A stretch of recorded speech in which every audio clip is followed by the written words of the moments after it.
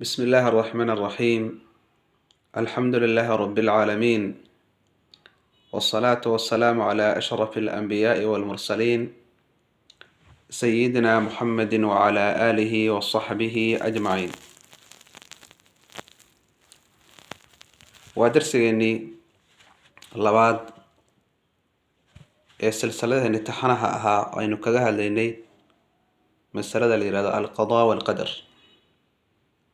درسي كود waxaynu kaga soo hadalnay oo ku soo qeexnay macnaha qadaha iyo macnaha qadarta. Qadaha waxaan ku soo sheegnay inuu yahay Ilaahay ogaanta uu horay u sii ogaa koonkan waxa ka dhacaya. Qadartuna waxaan ku soo sheegnay inay tahay wixii Ilaahay horay u sii ogaa oo waqtigoodii ku dhaca. wixii Ilaahay horay u sii ogaa oo timekii iyo waqtigii loogu talagalay ee ku dhaca ayaa waxa la yiraahdaa al-qadar.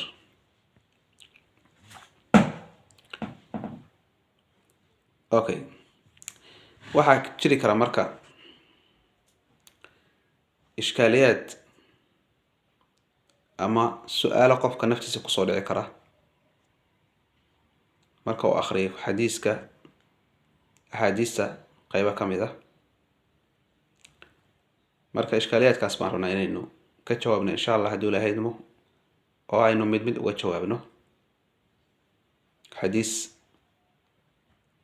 dad badan ay si khaldan u fahmeen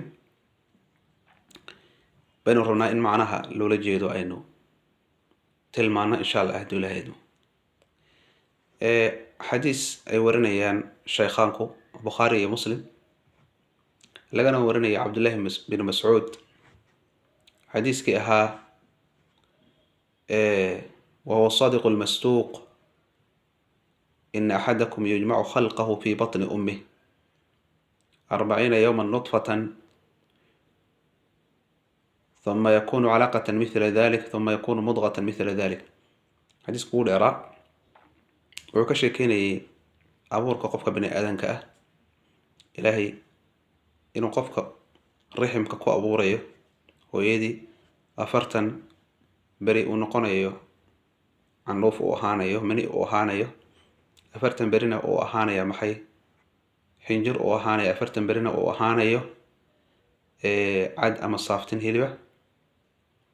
marka taswiirkii iyo haykalkii loo sameynayo kadibna loo soo dirayo malagii loo soo dirayo malagina marka uu ruuxda ku afuufayo malaga marka waxa la farayaa la amrayaa inuu afar shay qoro inuu qoro qofkan rizqiisa waxa uu cuni doono maalinta uu dhashay ilaa maalinta uu ka dhimanayo inuu qoro cumrigiisu intuu ku egyahay iyo cumrigiisu intuu noqonayo muddada uu noolaanayo camalkiisa inuu qoro oo camal fali doono iyo inuu yahay shaqi iyo inuu saciid yahay inuu qoro. xadiisku saas u ah. marka xadiiskan inta hore oo dhan ishkaal saas kuma jiro waayo maxaa yeelay waxaan niri qadaa waxa weeye Ilaahay inuu horay u sii ogaabo qofkan soo noqon doono. إلهي سبحانه وتعالى هربي يسوع جا قف كان وحوني دونه أجيش أنت كويك هاي أنت نقول دونته مدة ونورانية عمل كيس عمل فليه هربي يسوع جا وحين حل جودي بيكون عيان إلهي سي وافق سن إلهي وجان شيسة أيه وحكون عيان تصنع هاي قدرتي إشكال كمان حديث كوحكا إيمانية قيبت ضمبه أو رسول كوحيري إلهي بنقول أرتيه qofkii wuxuu camal falayaa camalka dadka ee jannaha ah ilaa asaga iyo jannadii ay u dhaxayso ilaa diraac dhudhun. yani jannadii waxa ka xigay qofkaas uu camal falayo wanaag iyo khayr u sameynayo jannadii waxa ka xigaya maxay dhudhun bas baa ka xigaya. marka sida kitaabka ugu qorneed ayaa u qaal noqonaysa xalkiisu wuxuu noqonayaa sida kitaabka ugu qorneed oo maxay ahayd inuu ehlunaari kadib camalka ehlunaarka camal falaya saas uu naarta ku galaya. sidoo kale bilcagsi qof adinka idin kamid ah wuxuu camal falayaa camalka ehlunaarka yani wax allaala wixii ehlunaar sameyn jiro dhanba khamrigii zinadii wixii macaasidii wixii dhan buu la imaanay ilaa naarta uu taako u jirsado dhudhun bas ay naarta uga harsanta kadibna kitaabka sida ugu qorneyd ayaa u qaali noqonaysa sida kitaabka ugu qorneyd buu noqonayaa marka ayuu wuxuu camal falaya camalka ahlu jannaha kadib ayuu wuxuu galayaa jannadii. marka ishkaalka ka imaan kara xadiiskaas wuxuu yahay oo dadkuna isweydiin karaan meesha miyaysan ku jirin ijbaar, yani jabri miyaysan meesha ku jirin, maadaama de anigoo soo camal falayay camal ahlu janno oo intaas khayr iyo cibaado iyo wanaag la imaanayay, yani marka u dambaysa miyaa inta daf la isoo siiyo anoo dhan ba waxaa la ii rogaya dhinaca kale oo naar oo ehlu naar laga dhigaya, miyaysan taa khasab ahayn? meeday iraadadii iyo ikhtiyaarkii qofka bani aadamka uu iska laha oo asaga waddada saxda iyo tan khaladka ku kala dooranaya? midda kale yani qof ehlu naar u shaqaysanayay oo camal ehlu naar intaa la imaanayay, markii naartii wax yar uu jiro miyaa inta la qaatay la rogo ahlu janna laga dhigaya? dee qofka marka iraadaba maletay qofka waa la ikraahaya, waa la khasbaya. midda kale meeshan cadaaladdan waa ka baxaysaa, cadaaladna meesha ma taalo. sababto waxay tahay qof dee ahlu janna u shaqaysanaya oo wanaag falayay ayaa waxa weeye aakhiru cumrihi waxaa loo rogayaa ahlu naar. kii xumaanta fisqiya waxaa la imaanayo camalka ahlu naarka ee shaqaysanayana yani khaatimadiisa ayaa la xumeynaya oo waxaa laga dhigayaa khaatimadiisa ayaa la wanaajinaya. qofkii kii xumaa oo camalka ahlu naarka shaqaysanayana khaatimadiisa la wanaajinaya, markaas waxaa laga dhigayaa maxay? ahlu janno. kow laba arrin baa meesha ka muuqata. waa midda koowaad waxaa ka muuqda meesha ijbaar iyo khasab, qofka inuusan iraada lahayn. weligaa shaqaysa, weligaa camal fal, ya weligaa camal fal, haddaad ahlu janno camalkiisa camal fashay marka u dambaysa inta lagu qaato baa dhac dhinaca kale lagu rogaya. ahlu naar haddaad iska toos ka camal falaysid oo ahlu naarnimo ku camal falaysidna marka u dambaysa lagu rogaya ahlu janno camalkooda camal falaysa, markaas jannada galaysa. ikraah horta meesha ka muuqday khasab. waxaa kaloo meesha ka muuqda cadaalad darrana meesha way ka muuqata. marka dee waxaa imaanaysa qofku inuu dhaho de maxaan ka camal falayaa de ilan kama warqabo xaaladdeeda hadhowsa noqon doonta, camalka hor baan iska daayo. ishkaalkaas see looga jawaabaya marka? dhibka jira waxay tahay dadku badanaa ma sameeyaan waxa la yidhaha qira'a shaamila, qiraa'o dhamaystiran. yani xadiistu way isfasiraan, aayaadka qur-aanka way isfasiraan. marka haddaad qeyb kaliya akhrisid dhib bay kugu noqonaysaa, faham khaldan baa ka imaanaya. haddaad qeyb kaliya akhrisid waa inaad isku akhrisa xadiiska intaasu xadiis oo kale waxaa jirta oo waxa weeye fasiraysa oo macnihiisi dhammaystiraysa, kamilaysa. marka haddaad qira'a tajzi'a waxay dhahan haddaad samaysid hadhowdii mushkilad baa ka imaanaysa. xadiiska waxaa fasiraya xadiis kale oo ku yaala muslimka ku yaala can sahl ibnu sacd asaacidiy. sahl binu sacd asaacidiy waxaa laga wariyey ana rasuul allahi sal alla alay wasalam, rasuulka alle qaala wuxuu yidhi ina arajula la yacmalu bicamali ahli ljannati fima yabduu linnaas. somalit qofkan wuxuu camal falayaa camalka ahlu jannaha sida dadka u muuqatay wey, waa sida anaga noo muuqato daahirka ah. alle qofkan uu baadinkiisa kama warqabne, la yacmalu bicamali ahli ljannati fima yabduu linnaas, sida dadka u muuqata. wa huwa min ahli nnaar, baadinka hoosna ahlu naar buu ka yahay. sidoo kale wa ina arajula la yacmalu bicamali ahli nnaari fima yabduu linnaas, qofka wuxuu camal falayaa camalka ahlu naarta sida dadka u muuqata. wa huwa min ahli aljanna, ahlu janna ka mid yahay. marka fima yabduu linnaasta ba ishkaalkii ka jawaabaysa oo qofkan camalka ahlu jannaha aynu u qabno inuu camal falayo ya waa sida annaga noo muuqato wey, laakiin sida daahirkiisa baatinkiisa annagu ma ogin. baatinkiisa waxaa ku jira nifaaq. waa qof baatinkiisu xanuunsan yahay. daahirka uma anagu aragna halagsa baatinka baa wax badan ka khaldayay.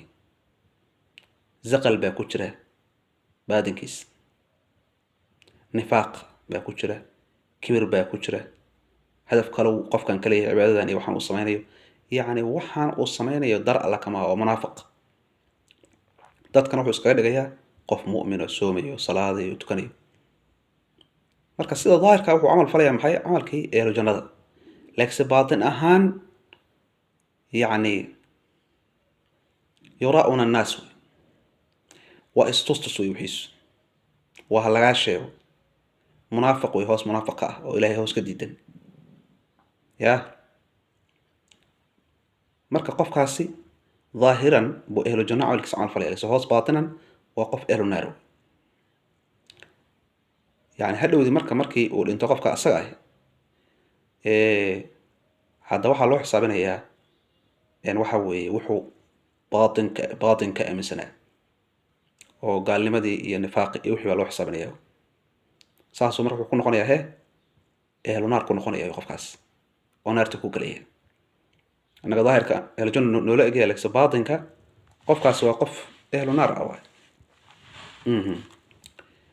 laakiin qofkii insaankii amal falay amalka ehlu jannaha oo qalbigiisu waxa weeye iyo daahirkiisa iyo baatinkiisu ay iswaafaqsanaayeen oo ilaahay dartiisa waxaan ay ka ahaayeen ya oo mukhlis ka ahaa oo munaafiqa aan ahayn kibirku uusan ku jiranin qofka waxa mustaxiil ah ilaahay subhanahu wa ta'ala inuu naar galiyo ya inuu amalkiisa dayaco oo mustaxiil weeye oo la dhaho intaas waxa soo shaqeynaysay waxba kama jiraan haddana naarta gal waa mustaxiil weeye إلهي القرآن كأنه شيء تاس إلهي عليه وما كان الله ليضيع إيمانكم إلهي ما أهنن من إيمان كينا ضيعيه مركا قفكي ظاهر كيسي باطن كيس إسوافق صنايين وإلهي درتس أشقيني قفك أساق أهي أساقو أهل الجنة أيو نقنيه ما دعيسو أساقو إلهي درت أشقيني وعمل أهل الجنة لا إيماني ظاهر كيسي باطن كيسنا إسوافق صنايين إن أهل النار نقضى مستحيل ومستحيل إلى آيات كل القرآن حكوليه فاستجاب لهم ربهم أني لا أضيع عمل عامل منكم من ذكر أو أنثى بعضكم من بعض إلهي هو أجيبي وحولي أني لا أضيع عمل عامل منكم من ذكر أو أنثى قف عمل فلي أو إخلاص أو وليمد إلهي عمل كيس ما ضيع أيوه مرك حديث كان كلا أيا فسرية أو فيما يبدو قف كان أهل الجنة عمل كيس أيوه عمل فلي فيما يبدو تتقصد أمقت لكن هوس أهان يا باطن أهان وأهل النار ويو ومنافق نفاق ووس كامسي وحيس واستوستر على كما أوكي قف كان كلا أو أصغنا عمل فلي عمل كأهل النار أو هدو دي أثناء إسبدلي أهل الجنة نقول يا أصغنا محاوي وفيما يبدو للناس سيدتك أمقتو أصغنا هي وفيما يبدو للناس وقف كان أصغى أهي إلهي هذو دونا دي خمر وقف معصلو كترا خمر وإسكعبية وإسكزني السنية لكن سوى قف إلهي هوس تقوى كترتو عبسي كترتو شيطاني إنفبك حقبتي ما هي إلهي أي حرر للي تقوى كترته أفرها تصعب إلهي وبريئة وحولي إلهي سبحانه إلهي إسوهنوني إلهي حالة قصونا إيهانوني dadka masaakiinta uu qoodinaya raximka uu xiriirinaya waxa jira هناك خيط بينه وبين الله xarig isku xiraya isagay ilaahay baa jira waxaan uu ku jiro uu ka xun yahay wuxuu leeyahay ilaahu albaab xijaabkan aniga adiga inoo dhaxeeyo ilaahu horteeda ka wareeji saas markaas ku ducaysanaya waxaan uu ku jiran ay khalad inuu ogi sadaqo la iimaanaya raximka uu xiriirinaya يا تامدي يا أغوانتي وحوي قودنا يا وحسينيا مركز سنة وحولي إله وحان صاحب الصمد إن هنونيس بطريقة حقا أدي وهنونيس إلهينا وأجيب إياه وهنوني إياه طريق حقها يا وهنوني ما دام قلبي يسوع قلبي نظيف أوليه قلبي يسوع ونكسناه مركز قفك الأوليه قفك عمل النار كعمل فليه كده من أهل الجنة نقنية وقفك نوع عاسو وقفك قلبي يسوع نظيف تيه قلبي يسوع ونكسنيه إلهي حر هو صلى له oo inta ogeyn ilaahina inta barayo dhahay ilaah waxaan ku jiro iga saar ilaah subhanahu wa ta'ala waa hanuuninaya waxa weeye wuxuu ku jiro waa ka saaray ilaah wuxuu yiri walladina ihtadaw zaadahum huda kuwa macna hanuunkayga culimadu waxay ku tilmaamaan taarradu lil hidayah kuwa hanuunka u banbaxa oo ilaahay hanuunkiisa isku bandhiga oo ilaahay bariya oo dhaa ilaahayo waxaan iga saaran ku jiro زادهم هدى إلهي هنوب وزيادنيه وهنونيه وآتاهم تقواهم تقواهم الله واسنيه مركا معنا حديث كواساس وإيه أو حديث كاقل عيا فسريه إن شاء الله هدول هاي مدرسة ما أنت تصل لقوا إيه هاي ونص عندنا درس كان مسلسل إن شاء الله. السلام عليكم.